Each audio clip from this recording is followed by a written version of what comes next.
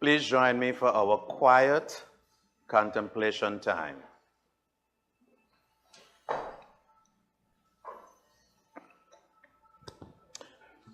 So let's put everything aside. The hustle and bustle of this morning, the traveling, the getting here, let's put that aside.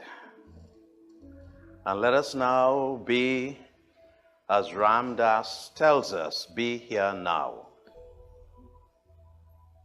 Let's be present. Let us allow ourselves to be centered, to be relaxed. And let this be an intimate moment with Source, with the divinity that indwells us. An intimate moment, a time of intimacy.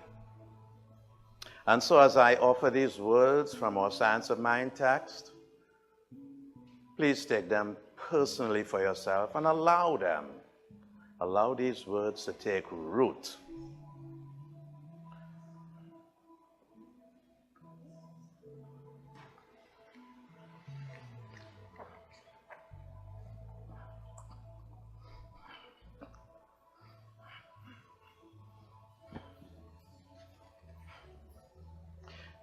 In the silence of your own mind, say 3 times, I am complete in thee.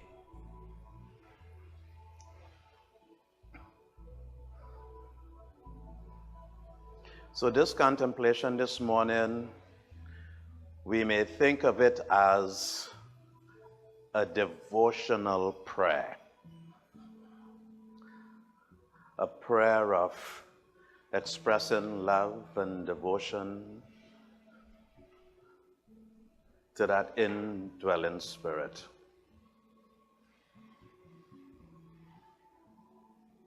I am complete in thee. Almighty God, everlasting good, eternal spirit,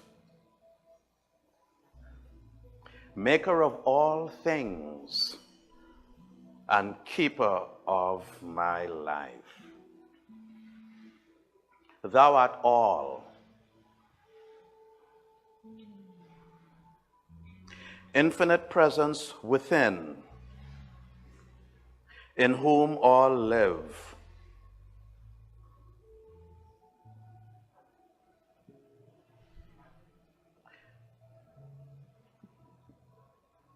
Flooding with all gladness, I adore thee.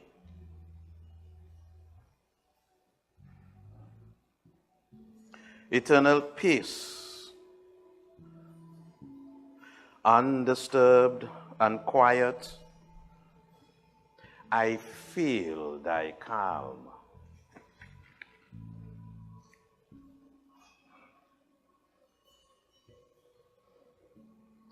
O thou who inherits eternity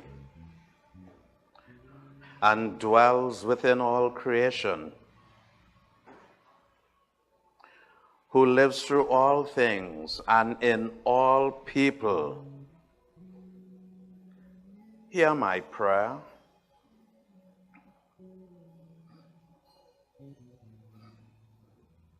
I enter thy gates with joy and live at peace in thy house.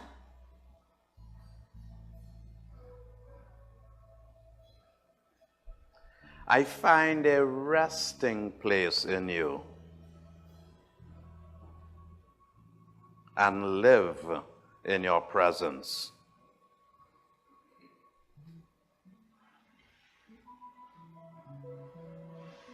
Make me to do your will,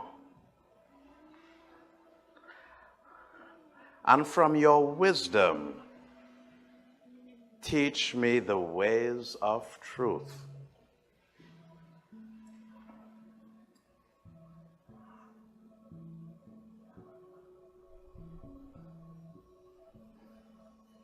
Compel me to follow you and let me not pursue the paths of my own counsel.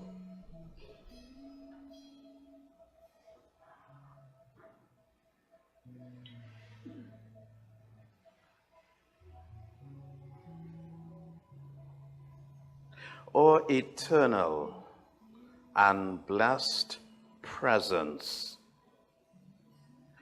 illumine my mind and command my will, that my soul may be refreshed and my life may be renewed.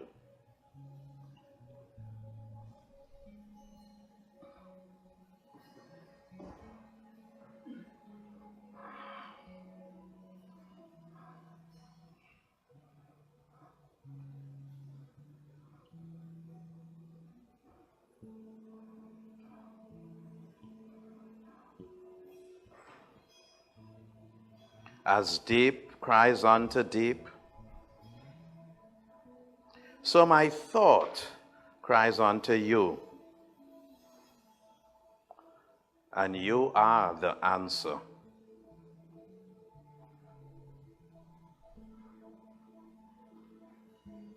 I am renewed and refreshed. My whole being responds to your love, and I am complete in thee.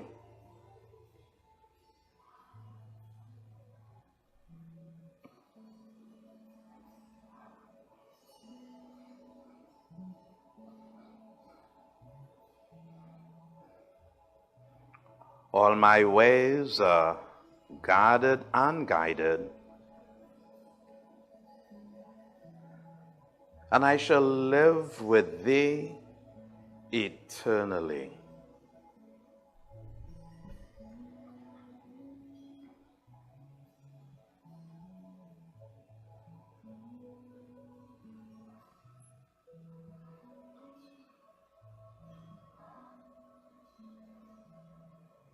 O lover of my soul and keeper of my spirit,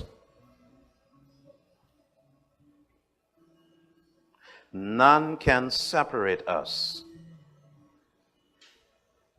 for we are one.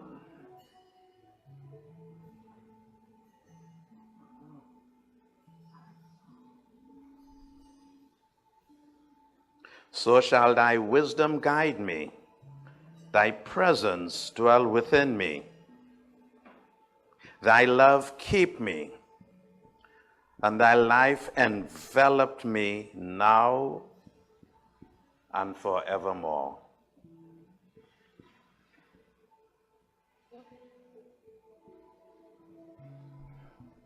In the silence of your own mind, say it 3 times, I rest in thee.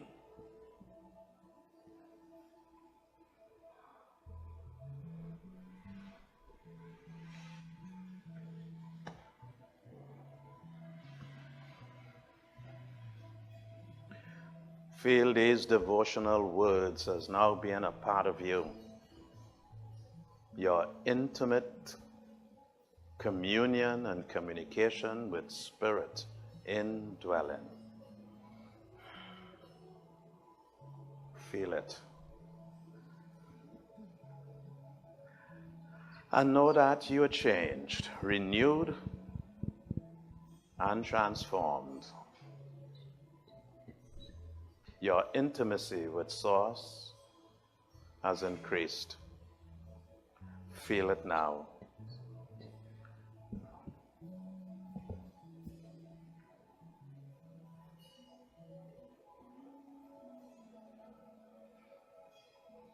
You are now in the deep realization, the full recognition that you and God are one.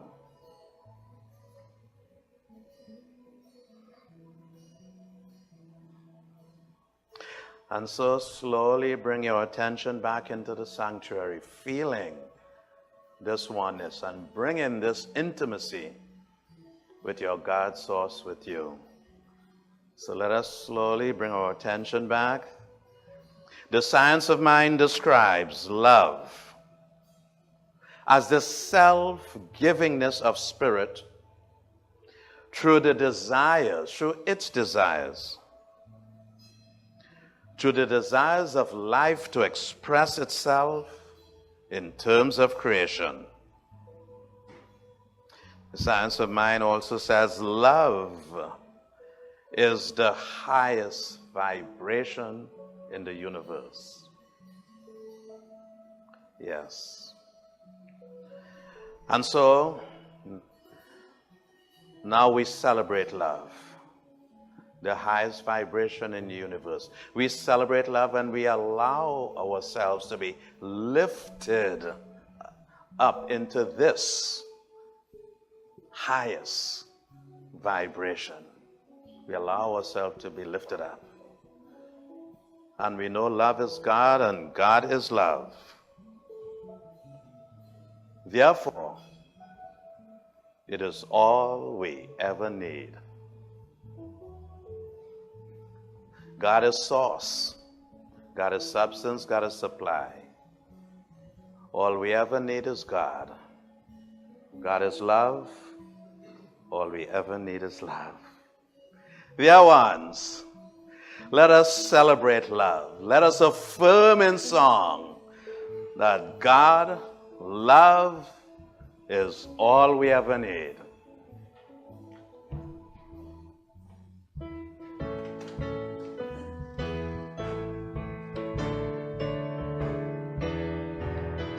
Love, love, love, love, love, love, love, love, love.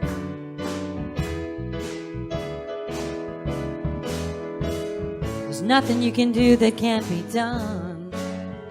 There's nothing you can sing that can't be sung. There's nothing you can say, but you can learn how to play the game. It's easy. All you need is love. All you need is love. All you need is love. Love. Love is all you need. Nothing you can make that can't be made. Nothing you can save that can't be saved. Nothing you can say, learn how to play the human child. It's easy. All you need is love. All you need is love. All you need is love. Love. Love is all you need. Love, love, love. Love, love, love, love, love, love.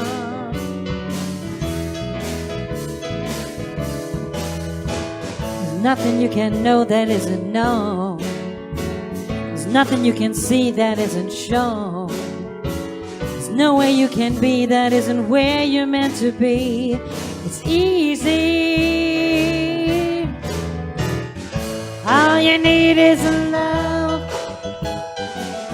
All you need is love. All you need is love. Love. Love is all you need. All you need is love.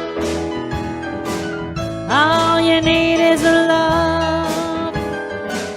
All you need is love. Love. Love is all you need. Love is all you need. Love is all you need. Love is all you need. Love is all you need. Love is all you need. Please join me in our covenant. Let all that you do be done in love. Breathe deep the fragrance of that love, a love that heals the broken heart and will renew the flesh of one who has wakened to the presence. Love is Spirit's alchemy. God has promised my new minister is the love that I am. I see my new minister revealed before me as embodying truth, inspiring expansion, and radiating joy. My intentions for our new minister are to inspire an ever-increasing awareness of oneness with God, which is the expression and experience of love, to apply the healing power of truth through encouragement, support, and compassion, to awaken self-realization through embodiment of mystical teachings, diversity consciousness, and sacred service, to develop a dynamic, creative, cultural arts program which includes music, dance, and visual expression, to enhance family-oriented ministries through activities for all generations with thriving community participation, to manifest greater expression of divine abundance consciousness. And so it is.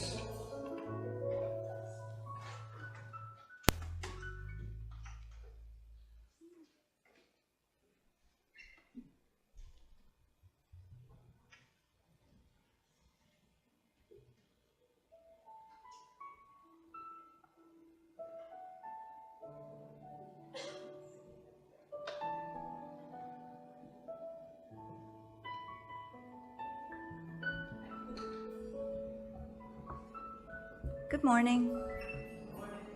My name is Mary, and I have the pleasure of doing the announcements this morning. So please make sure your cell phones are silenced and enjoy a vibrant fellowship downstairs. And we'll be quiet in here just to receive all the love that there is. Full moon ceremony. Pam, would you like to say something further about it? I can certainly, how about this? How about we align ourselves with the sun, moon, and Mother Earth through ritual, dance, and drumming to release and remove all obstacles that shadow the truth of our love, our divinity, and our power. This is happening on Friday the 27th, 6:30 to 8:30, rain or shine. Love offerings are always appreciated.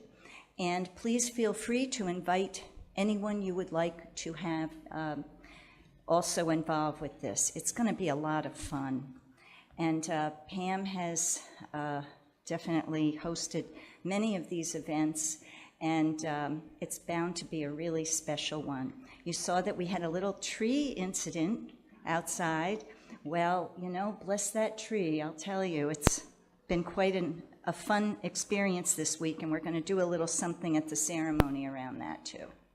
Save the date for our annual picnic, August 5th, Canonicus Conference Center, where it always is. How many people here have been to a picnic before?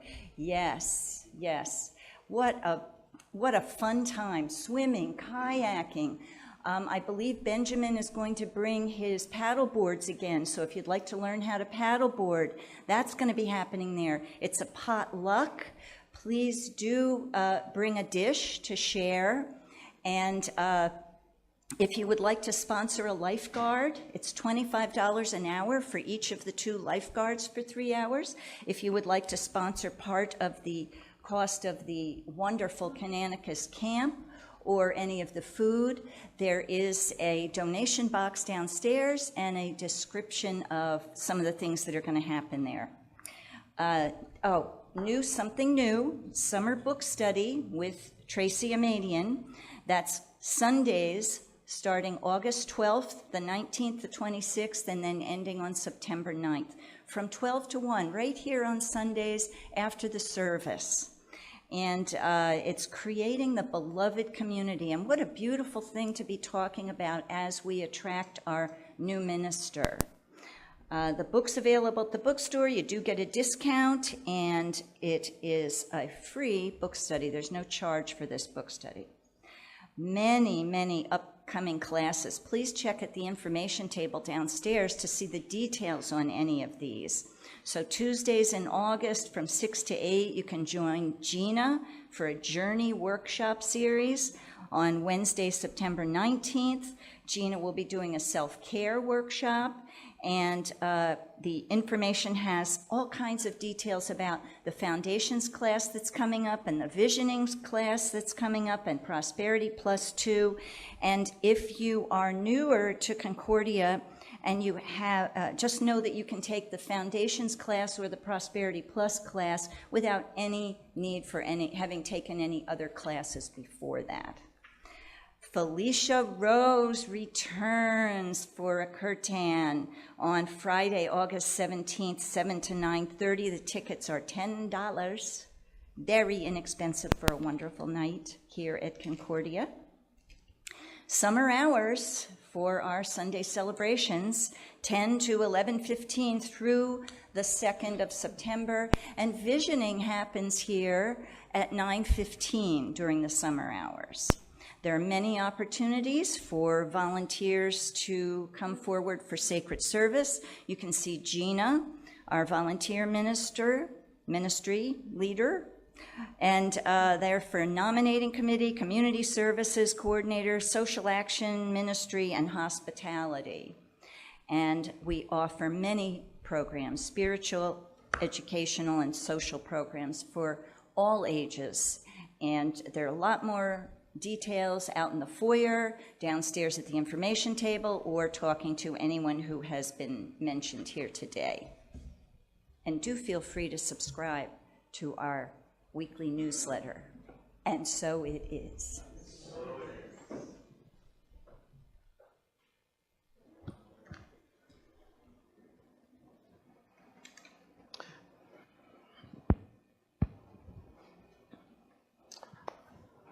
I honor your Plan B consciousness. So that's one of the things that's wonderful about us, right? We can shift the Plan B when required.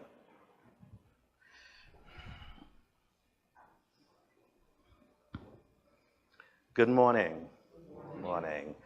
And welcome to Concordia Live. We are a center for spiritual living. We are affiliated with Centers for Spiritual Living in Golden, Colorado. Recently, we did the Prodigal Son series from both the Bible and the Science of Mind text, and it was very enjoyable. And if you notice in your Science of Mind textbook, the back of the book is all Bible. So we are not anti-Bible. We are learning how to interpret it differently. We are not primarily working with the literal nature of the Bible. We are working with the metaphysical and the metaphorical communications in the Bible. So, if you are interested in the Bible still because you have some good memories of it, pick it up, read it, and you will be divinely inspired to interpret it in the ways that work for you. And if you are feeling uncomfortable about the Bible, it is my invitation to you to let us explore it in a new way. In a new way. Many stories in the Bible and many sacred writings, they are made for long-term spiritual education. So you notice in the Bible there are stories like a farmer was sowing, right? Well, many of our ancient societies were agricultural. We still eat food today. So they are timeless metaphors. Timeless metaphors, you see? So as the invitation again is that the Bible has wisdom, the Bhagavad Gita has wisdom, the Vedas has wisdom, the Vedantas have wisdom. all sacred texts, they all have wisdom to contribute to our evolution. But as with all things, there is an outer aspect and there's an inner aspect.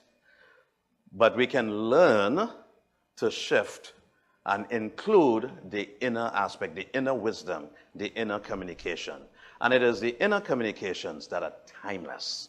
The inner communications that actually inspire our growth and our evolution. So we'll talk a little bit about Bible again today. So I welcome each and all, and if there's anyone visiting for the first time, it will be my pleasure if you would join us during fellowship and allow me the opportunity to meet you and to welcome you. And so today, these are my affirmations for you. Please accept them. I affirm for each and for all that each one feels divinely loved and spiritually nurtured. I affirm that each one experiences the joys and the delights of being here in spiritual community. And since there's one presence, let us know that the world exists in this one presence, and therefore everyone is safe in the world. But above all, I affirm for each one that you experience a deeper intimacy with your God within. That your divinity, your God, your source is felt, it is tangible, it is real. And that your oneness with this source grows in intimacy in each moment. So, dear ones, welcome. Welcome each. Welcome all.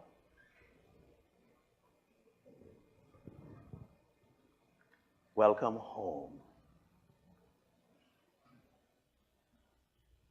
This next song is called I Can Only Imagine. It's written by Bart Malad from the Christian rock band called Mercy Me. And it talks about being connected to listening to spirit guiding the person. So I invite you to use the words to this song as a prelude to the meditation, which will immediately follow.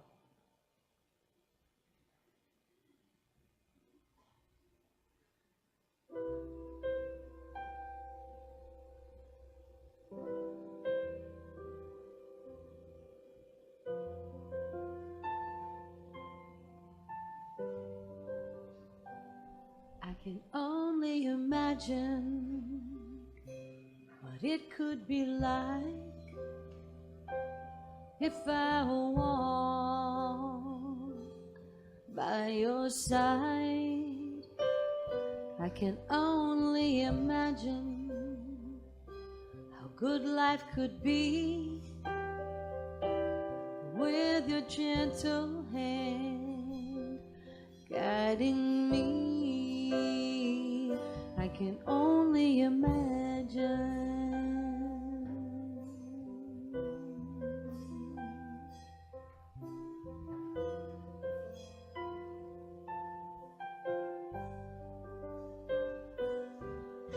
To feel that you are with me, my open heart is filled. Would I dance around with joy, or in awe of you be still? Or would I stand in your presence, or to my knees fall? Would I sing hallelujah? Would I be able to speak at all? I can only imagine.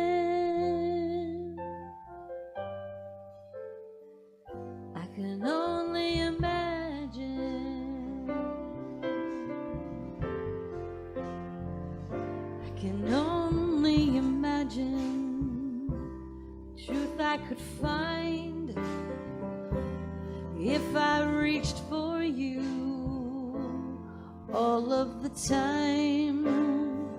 I can only imagine the good I could do to hear my voice speak words that have come from you. I can only imagine.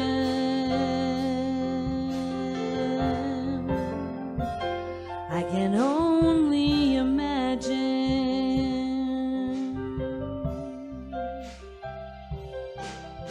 to feel that you are with me. My open heart is filled. Would I dance around with joy, or in awe of you be still? Or would I stand in your presence, or to my knees fall? Would I sing hallelujah? Would I be able to speak at all? I can only imagine. I can only imagine.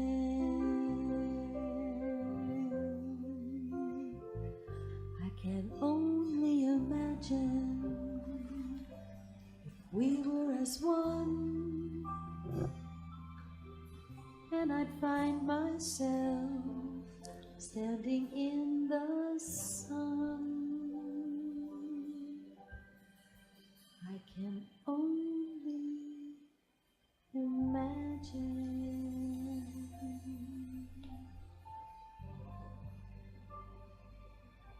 I can only imagine.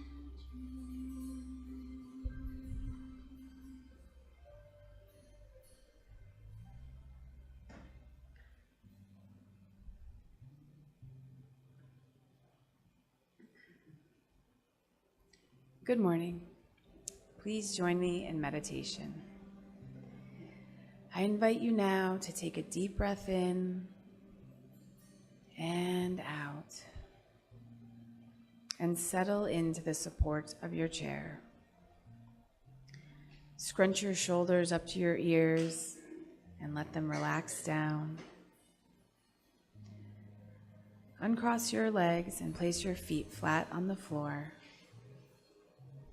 and just allow yourself to relax. And imagine that you are walking a mossy path in the woods. Vibrant green is all around you. Your feet are bare and the spongy moss feels wonderfully soft each step you place. The air is misty on your skin as you wind up the slight incline. The sound of birds singing fill your ears, and the air is fragrant and sweet. In a little while, you come to a little clearing on the path. Here, a bubbling spring puts forth clear, pure water. You sit on a log next to it and cup your hands underneath. The cool water rushes through them, and you splash it over your face. It is so wonderfully refreshing. Dipping your cupped hands back in, you fill them up again and take a drink. As soon as the water hits your lips, you feel it quenching your thirst completely. You feel the cool water rushing down your throat. And as it does so, it is perfecting your body. Each and every cell it contacts comes back to the perfect pattern from which it was made, and harmonizes itself with every other cell it touches. You feel this wave of perfection and light wash over your whole body. You are completely renewed and refreshed. You breathe in the joy of that feeling and turn to head back down the path. knowing that you have been rejuvenated by this fresh, cool water. Walking back, you feel light and free, and know that your body is in perfect harmony. You can feel it. And now, allowing this feeling to establish itself in your consciousness, I invite you to begin to return to this room. Knowing that you are perfected, wiggle your fingers and your toes. Know that something significant has occurred here, that your body has been perfected and rejuvenated. Feeling your feet flat on the floor, I invite you to take a deep breath in and feel yourself grounded back here in the present moment. And when you are ready, please open your eyes. Namaste.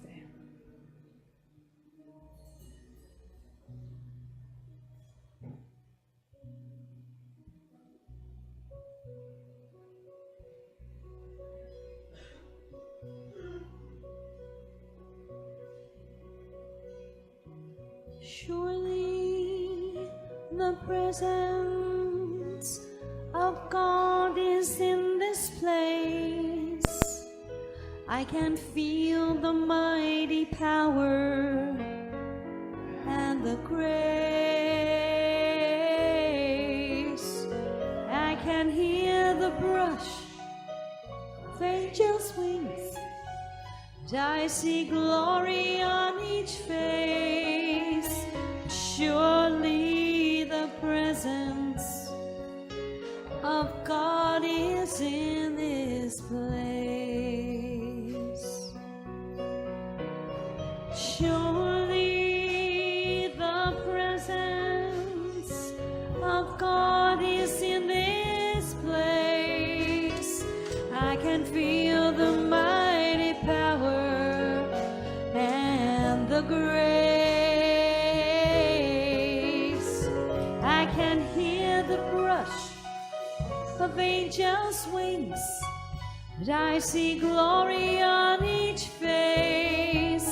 Surely the presence of God is in this place.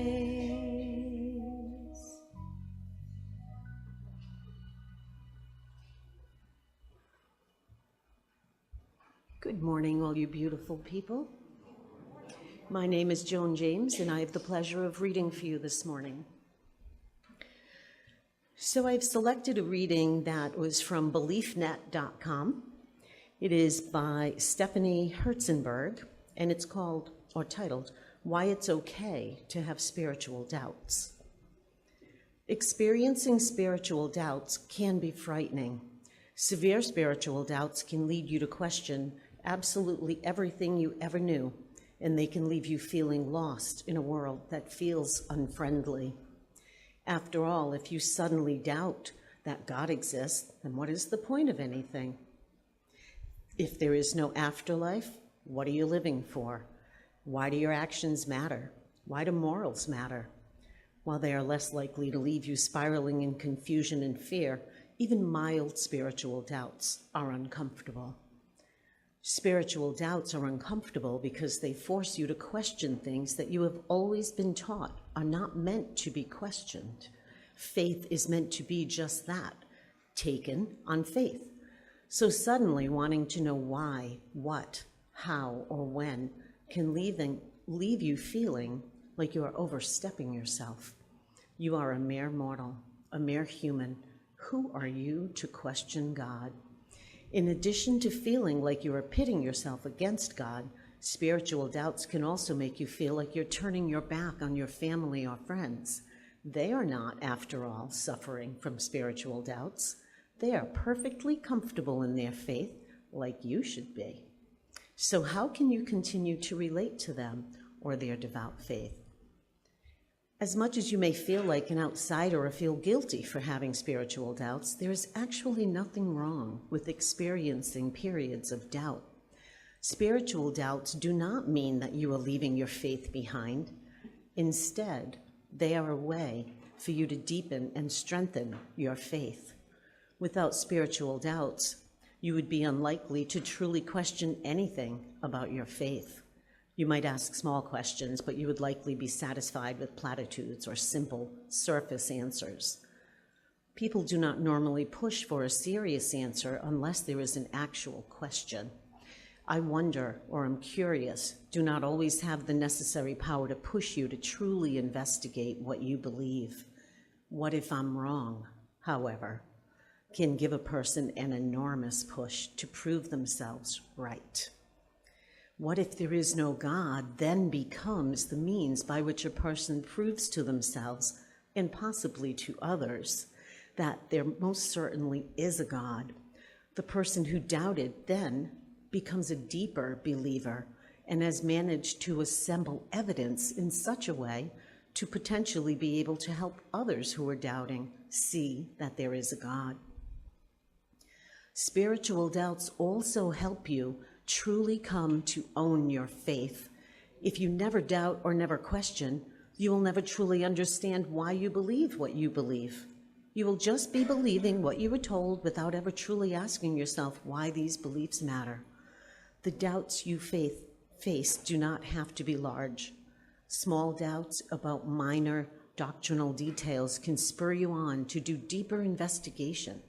It is the answers you find during this investigation that let you really come to your own faith. Uncomfortable as they are, spiritual doubts also give you the ability to defend your faith from others. If you've never really questioned your own faith, you'll never be able to completely defend it. When someone questions why you believe what you believe, you will not have good answers for them. Your answers and defenses will seem surface and trite to the person asking the question. They will feel that you are following blindly and you never so much bothered to consider the deeper meanings or ramifications of what you believe. This may seem like a minor detail, but if you can't defend your own faith from questions, how can you convince anyone else of it? And even if you do not set out to convert people, one bad experience is enough to put someone who was considering faith off for life. Because you did not question your faith or ever experience doubts, the person speaking to you may assume there is no place in your faith for a person who struggles with spiritual doubts, or that all believers must follow blindly. Most people do not want to join a religion with either of those reputations. So wrestling with spiritual doubts is uncomfortable, unpleasant, and can be a bit frightening. It can seem like a betrayal of everything you've believed and were taught. Spiritual doubts are not a catastrophe, regardless of how terrible they may seem at the moment.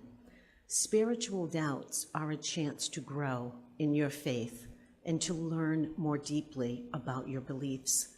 They are a chance to truly explore your faith so that you can come back stronger than ever and say, I believe this, and here is why. Faith without any doubts is blind, but faith that survived doubts is like a tree that survived a hurricane. It sinks in its roots and stands tall through even the worst of storms. And so it is. So it is. Our next song is Everybody's Got a Smile for the World. You want to stand up? One of those movable songs.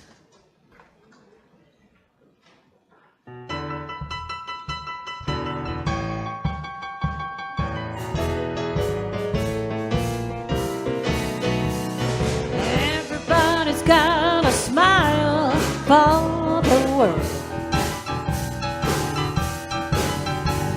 Yes, everybody's got a smile for the world.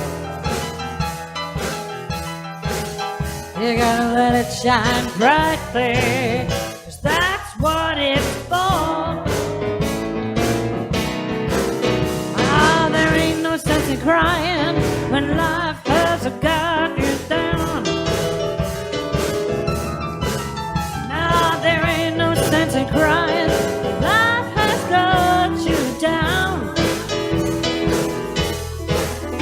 Put a smile you're gonna turn the world around.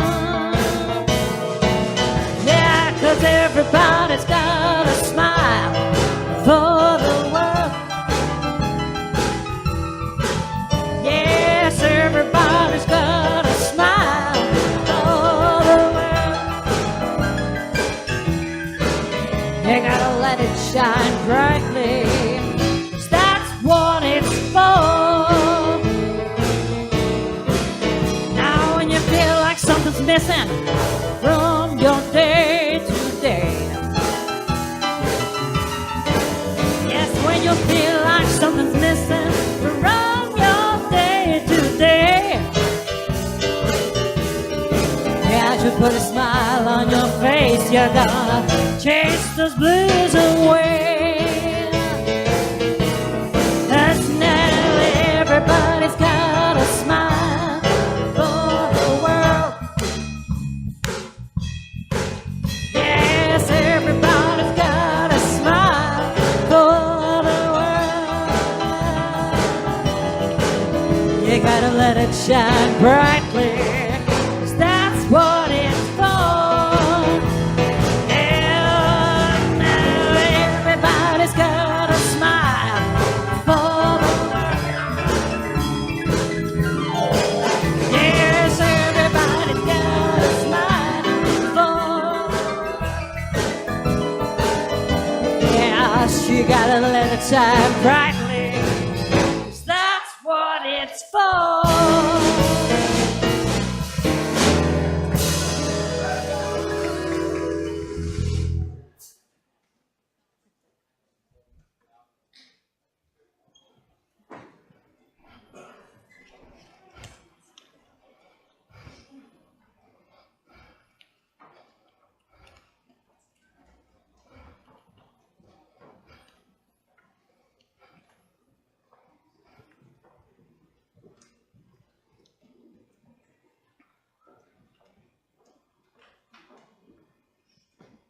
Namaste.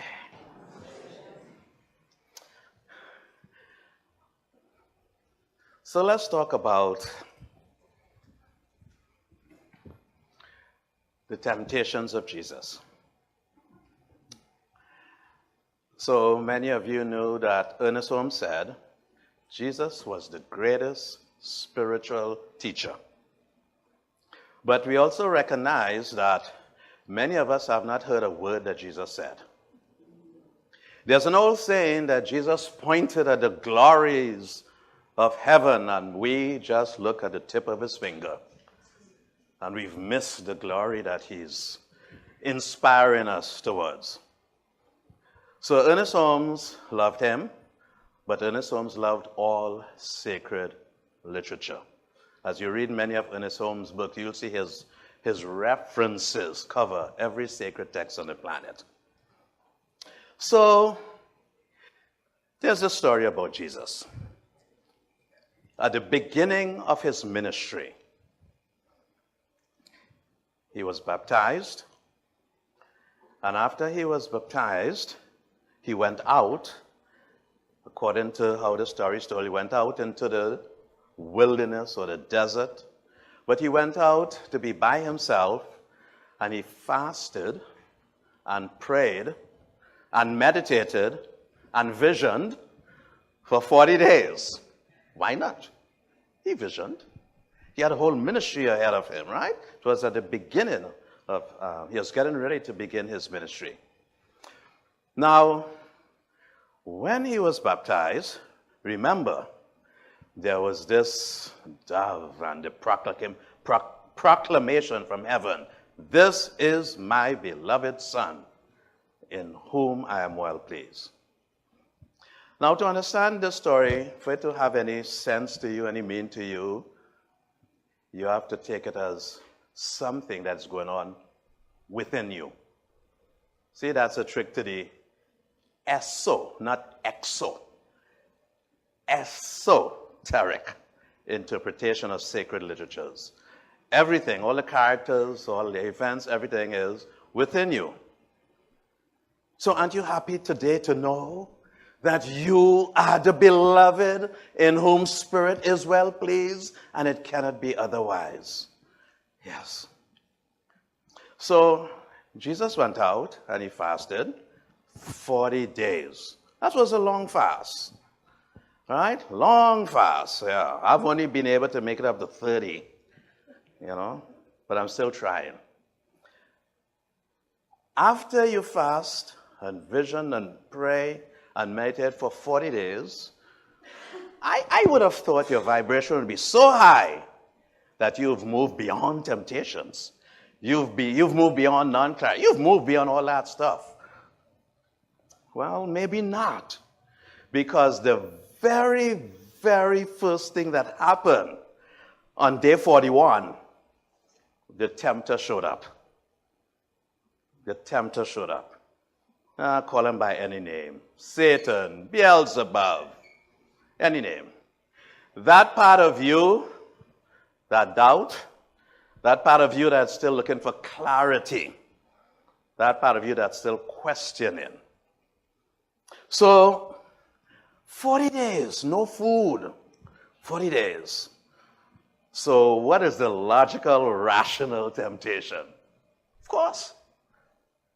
course. Take these stones and turn them into bread. That was the first temptation, right? If you are really the Son of God, right? Jesus, if you're really the Son of God, you've been fasting for 40 days. You're hungry. Take the stone and turn it into bread. Well, the interesting thing about that is this.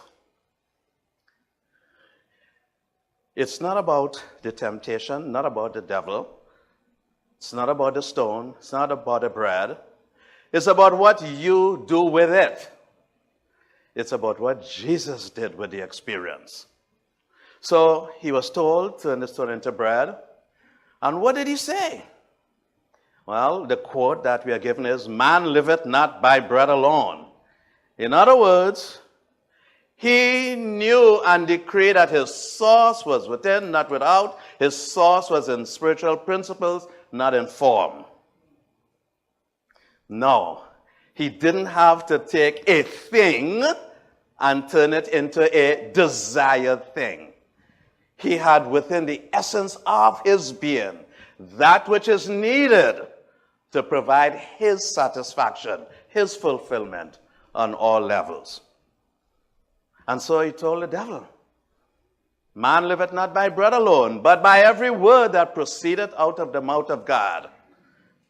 We are nourished and nurtured by our divinity, by our divine essence, and by our realization that we are spirit and we are one with source. That was his first temptation.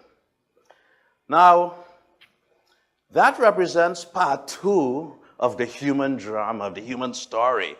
All right? Remember way, way back when, if you rewind, all right? This time it took place in the desert, but if you rewind, there was the garden. You see? And the tempter came, and the tempter said, "Did God tell you not to eat that fruit?" And they said, "Yeah." "And did God tell you if you eat that fruit you would die?" And they said, "Yeah." And the tempter said, "Nah, you wouldn't die." And so, look at how that temptation came, right? The tempter, represented by a serpent, tempted the woman, and the woman ate, and the woman gave the fruit afterwards to her husband, right? So the tempter tempted the woman tempted the husband, and woman's been getting it ever since. Been blamed for everything that happened, yes? Yes, you've been seen as a source of all temptations, right? Yes. So the way it's looked at is the first part, there was the submission. The second part was the victory. Right? Early human beings obeyed the temptation. In other words, fell victim, allowed themselves to be tempted into disempowerment, right? Because it said after that, we experienced what was called a fall. We were kicked out of the garden. But Jesus represented the evolution of humanity, that now the tempter can come and you can recognize the temptation.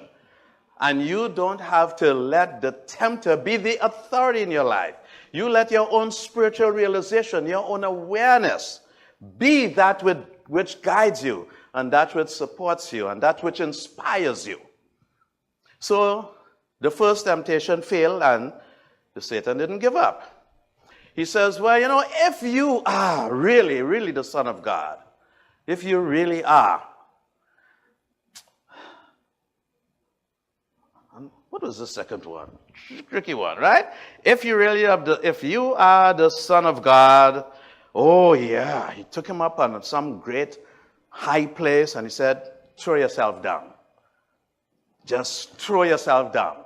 And then he quoted scriptures. It is written that the angels will catch you, the angels will save you, right? And Jesus replied to him, thou shalt not tempt the Lord thy God. Notice the two temptations, if you are the Son of God, right? And that's a temptation that the tempter is using to inspire, right? So he's hoping Jesus would say, of course I'm the Son of God. Let me prove it to you. Of course I'm the Son of God. Let me do this. Let me show you. So do you have to prove that you're spirit? Do you have to prove that you're a spiritual being? Do you have to prove to anyone or anything that there's a divinity at the center of your being? Do you have to prove? No, you don't have to prove to anyone. You only have to demonstrate the realization of it for the upliftment of your life, for the benefit of your life, for the fulfillment of your life. It's not about proving. And so, Jesus passed the second test. And the third one, he said, well, why don't you bow down and worship me? Right? Temple said, bow down and worship me. Right? And Jesus challenged him again. We should only worship the Lord thy God. Right? Now, what is meant by worshiping?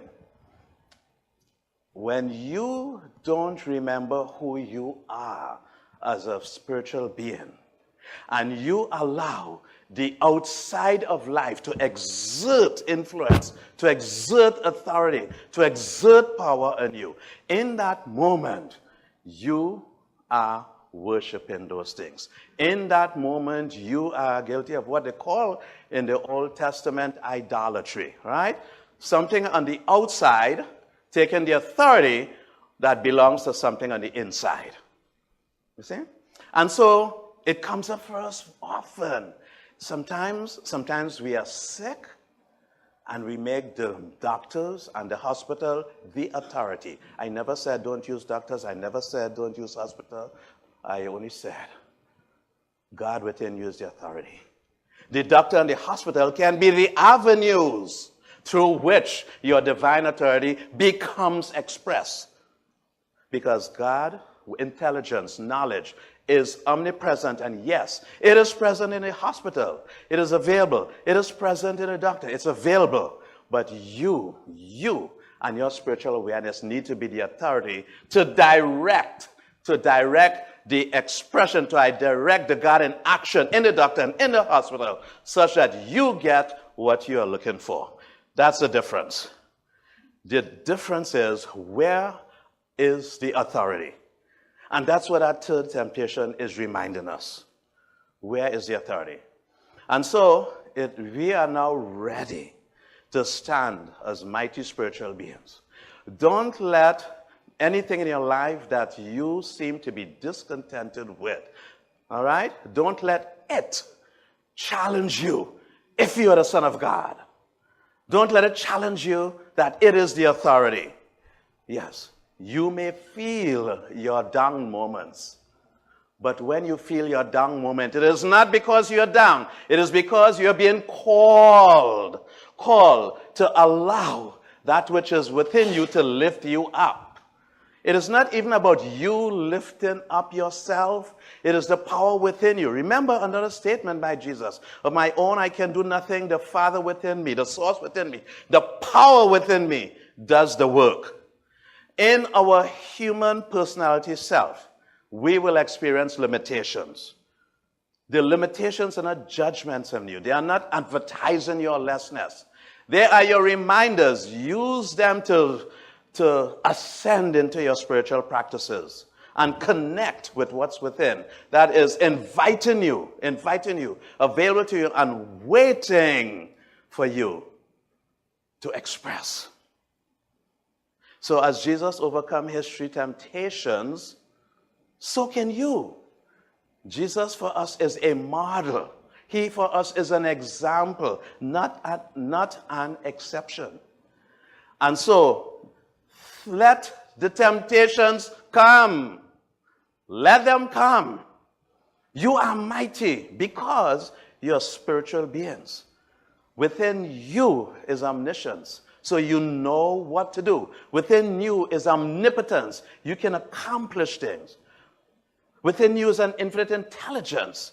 You know how to go about living your lives. But you have to do it in partnership. You have to do it in partnership with that inner divinity. Change creation to co-creation. You and God as love, you and God as law. Co-creation. So yes, sometimes the path is very subtle and it's not always clear, but that's part of the way the journey is constructed. Yes. When things are not working out, the first thing to remember,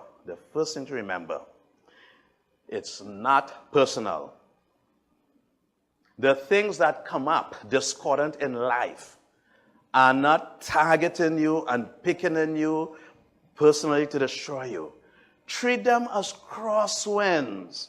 Treat them as crosswinds and use your spiritual practices. That's why we have class. Use your spiritual practices so that you don't have to wage war against the crosswinds, but you can navigate your life. No airplane goes in a straight line from east to west. No ship goes in a straight line, right? There are always crosswinds, right?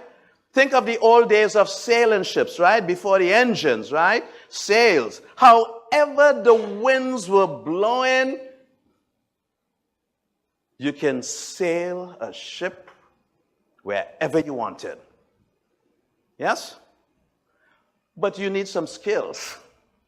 You need some skills. And that's what we are trying to do here. We are trying to cultivate these skills together so that you, when you apply those skills, your life, regardless of the crosswinds, like any plane and any ship, you arrive at your destination.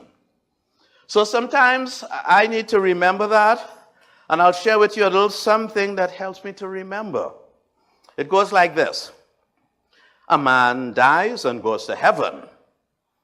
St. Peter's meet him at the pearly gates. So St. Peter said to him, here's how it works. You need 100 points to make it into heaven. You tell me all the good things you've done, and I will assign a point number to each of the good things, and when you reach 100, you'd get into heaven. So he was a good man, and he did good things, and he thought he'd get into heaven easily. He said, okay, first thing, I attended Concordia every Sunday. Loved those folks there. Became a member. All right, St. Peter says 2 points. 2 points. He said, I took foundations. St. Peter said 2 points. I became a practitioner. 2 points. All the wonderful ways that seem to make sense intellectually, rationally, right? All of them. 2 points, 2 points. Then he came up with something he thought was big. Never cheated on my wife. St. Peter said 5 points. So eventually he started to feel frustrated, all right? And then he said, oh boy, at this rate, the only way I'm going to get into heaven is by the grace of God. And St. Peter says 99 points. And he got in, yes. So dear ones, it's a beautiful journey, but the bitter moments doesn't mean that the journey is not beautiful. Honor yourself. Love yourself. Remind yourself each day that you are spirit. Feel, do your practices, feel your oneness, and allow inspiration, intuition, all of the inner guidance, allow it to take you wherever you want to go. Because wherever you feel called to go is what is calling you forward. So, maybe you may have some temptations coming up. Don't be afraid. Crosswinds. Be the pilot of a good ship, right? Navigate the crosswinds and arrive at your destination of joy, your destination of prosperity, your destination of good health, your destination of the experience of what is in escrow for you. All good things. Join me this week as we claim all that is good, as we don't give in to the crosswinds, we don't give in to temptation, we stand mighty and let's go get now our 99 points, and so it is. So it is.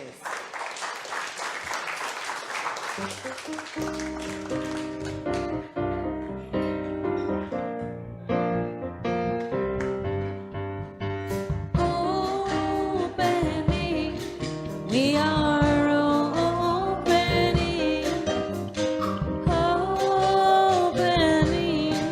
we are opening up to the sweet surrender of the infinite beauty of the Spirit, opening up to the sweet surrender of the infinite beauty of the Spirit.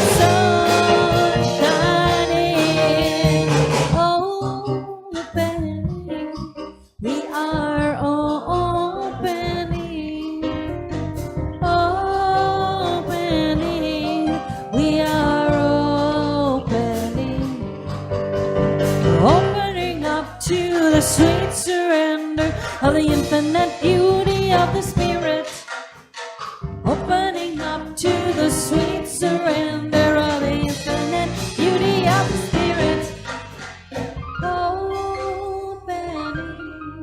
we are opening, we are opening, we are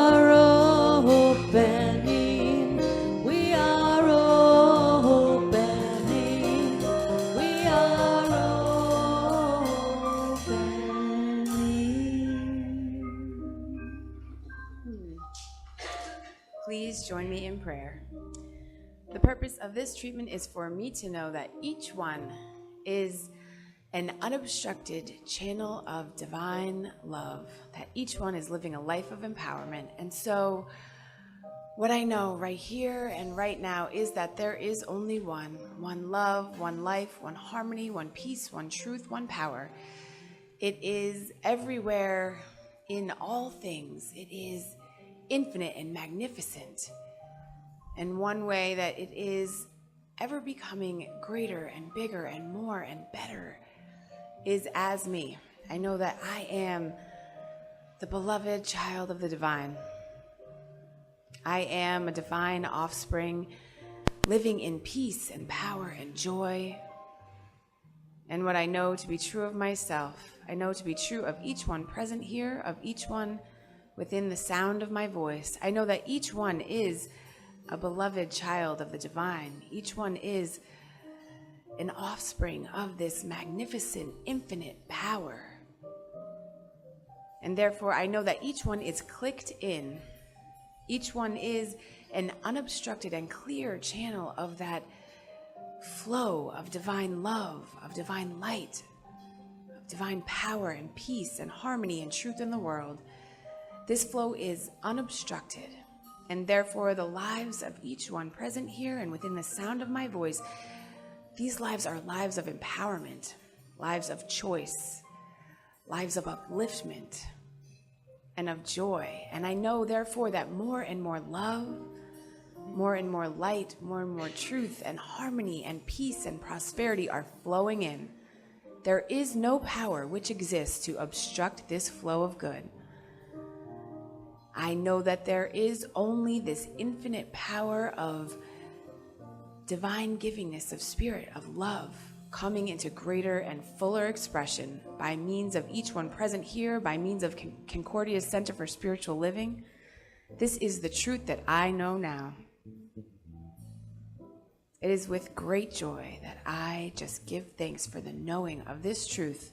I release this word into law, knowing it is acted upon. It is already an accomplished fact, and so I let it go. I let it be. I say amen, and together we say, and so it is.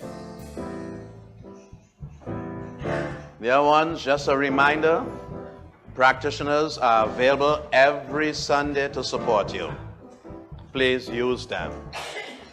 If there are temptations in your life, false authorities seeking to exert themselves in your life, let one of our practitioners be in service to you to help you find your empowerment and your freedom. Practitioners are available after service, and they are also available for private, personal consultation. So please don't deny yourself the gifts of Concordia that are available to you. May the greeters please come forward. How can I serve today, sweet spirit? How can I serve today, oh Lord? Speak in ways that I may understand. When you lead me, I will follow. Where you lead me, I will go. Please join me in our sacred giving affirmation. Divine love as me, blesses and multiplies all that I am, all that I have, and all that I circulate, and so it is. How can I share today, sweet spirit? How can I share today, oh Lord? Speak in ways that I may understand. When you lead me, I will follow. When you lead me, I will go. Who needs my love today, sweet spirit? Who needs my love today, oh Lord?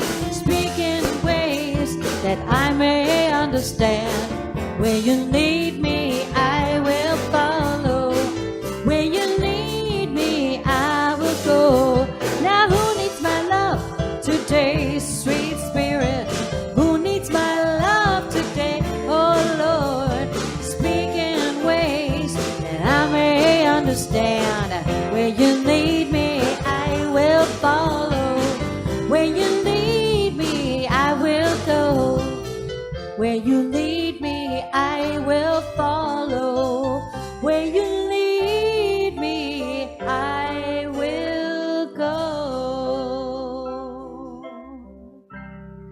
Now we are going on the love train. So people of the world, join in. So if we want to stand for this, about halfway through the song, leave the aisles and form the circle around the church for the peace song, which will follow.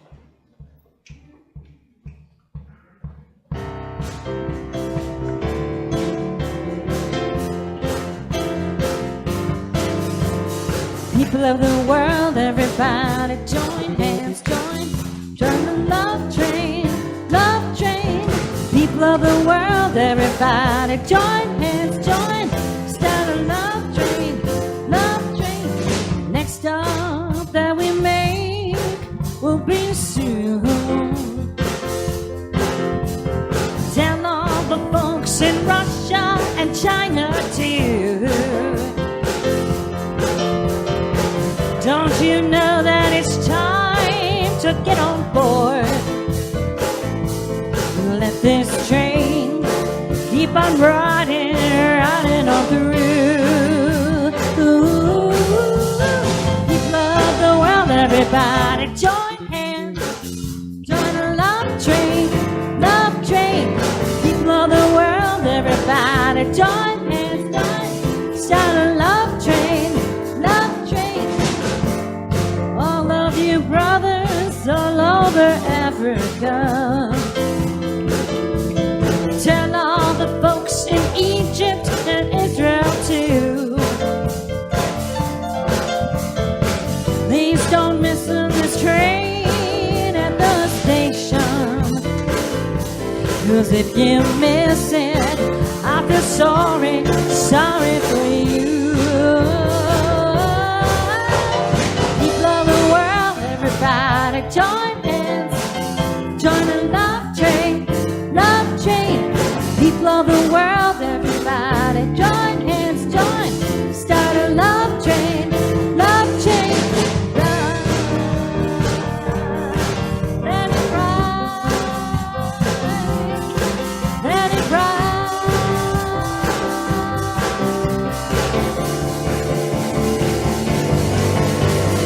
People of the world, come on, join hands, start a love train, love train. People of the world, everybody join hands, start a love train, love train.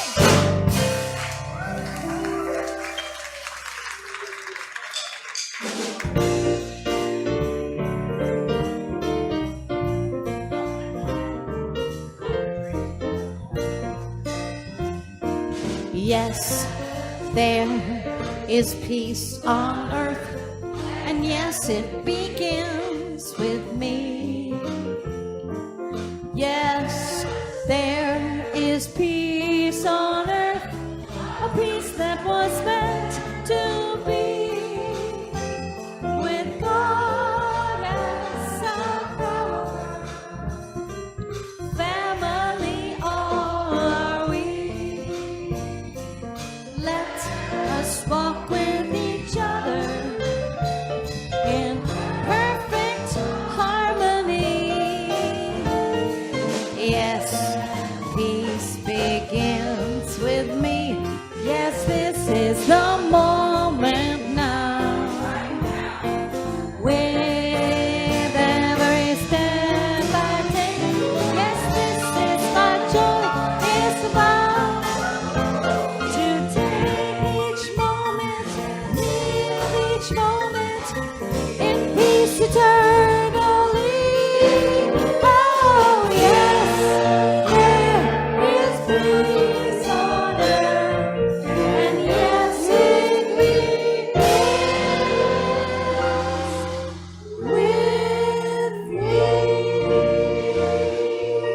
How wonderful, how delightful to come together as community, to remind ourselves, to enter even more deeply into the realization that there is one that is infinite, absolute, and eternal, and that this one individualizes as each one of us. Therefore, all the power, all the intelligence, all the knowledge of this one resides within us. And we go forth this week and we demonstrate that one. The action of the one takes place in us, and we live good lives, happy lives, prosperous lives. I accept this, I say amen, and together we say, and so it is.